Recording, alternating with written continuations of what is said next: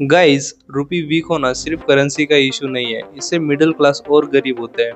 Petrol महंगा क्यों होता है? फ्लाइट टिकट्स और महंगे क्यों होते हैं? ट्रांसपोर्टेशन और महंगा क्यों होता है? आईफोन महंगे क्यों होते हैं? फॉरेन ट्रिप सपने क्यों लगते हैं? इसका रूट कॉज सिर्फ एक ही है, रुपीस का गिरना।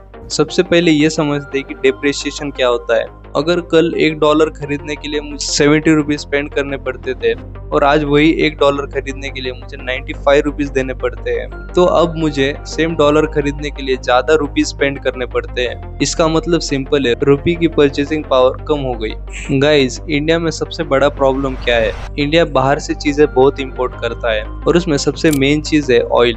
और गाइस, इंडिया को बिलियंस ऑफ डॉलर चाहिए हर मंथ ऑयल खरीदने के लिए, तो मार्केट में डॉलर की डिमांड बढ़ जाती है और जब भी किसी चीज की डिमांड बढ़ जाती है उसकी वैल्यू अपने आप ऊपर जाती है, इसीलिए डॉलर स्ट्रांग होता है और रुपी वीक। अब गाइस, दूसरा सबसे डेंजरस फैक्टर, फॉरेन इन्वेस्टर। जब भी फॉरेन इन्वेस्टर इंडिया में अपना पैसा इन्वेस्ट करते हैं, वो लोग डॉलर बेच के रुपी में कन्वर्ट करते हैं और इंडिया में इन्वेस्ट करते हैं। और ग्लोबल मार्केट में जब भी अनसर्टिनिटी बनती है, रुपी बेचते हैं, डॉलर खरीदते हैं और इंडिया से एग्जिट करते हैं, इसीलिए रुपी और क्रैश करता है। अब सबसे important question, why dollar dominates? कोई दूसरी करेंसी क्यों नहीं? क्योंकि ग्लोबल मार्केट में मोस्टली ट्रेड डॉलर्स में होता है।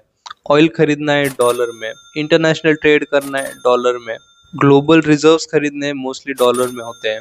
इसलिए दुनिया को कॉन्स्टेंटली डॉलर की जरूरत पड़ती है और जब भी पूरी दुनिया मिलके किसी करेंसी पे ट्रस्ट करती है तो वो करेंसी किंग बन जाती है। अब लोग सोचते हैं कि रुपी गिरता है तो उससे हमें कुछ इफेक्ट नहीं पड़ेगा, पर गाइस, इनडायरेक्टली हमें बहुत अफेक्ट होता है। पेट्रोल एक्सपेंसिव होते हैं, इंपोर्ट्स और महंगे होते हैं, ट्रांसपोर्टेशन और महंगा होता है।